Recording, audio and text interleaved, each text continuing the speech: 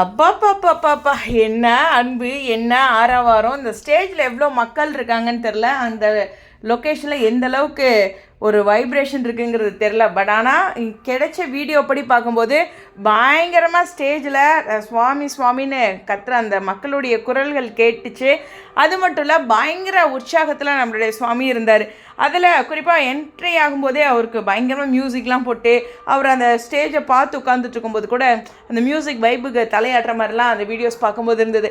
அது மட்டும் இல்லை, ரொம்ப முக்கியமான விஷயம் என்னென்னா, சுவாமி வந்துட்டு இந்த இடத்துல ஸ்டேஜில் ஏறிட்டு இந்த 2 கைகளால் ஹாட்டின் காமிச்சு, அப்புறம் ஒரு ஹாட்டினை வச்சுட்டு கைகளில் வச்சுட்டு முதுகில் இருந்து அம்பு எடுத்து விட்டு அந்த அன்பை செலுத்துறாரு. அதாவது அம்பால் அனுப்புகிற மாதிரி ஒரு பியூட்டிஃபுல்லான விஷயம். ஸோ ஹலோ வியூவர்ஸ், நாங்களுடைய லக்ஷ்மி, நீங்கள் பார்த்துருக்காரு 0 லக்ஷ்மி. இதை விட ஸ்பெஷலான விஷயம் இருக்க முடியுமா அப்படின்னா அது சுவாமி தான் கொடுத்துட்ருக்காரு நமக்கு சந்தோஷத்தை.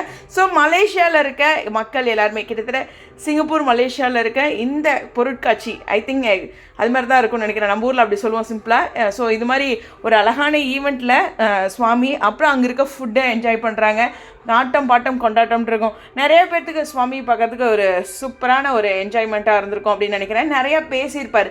ஆனால் அவங்க லைவ்லாம் நிறையா ஃபேன்ஸ் வந்து போட்டிருந்தாங்க.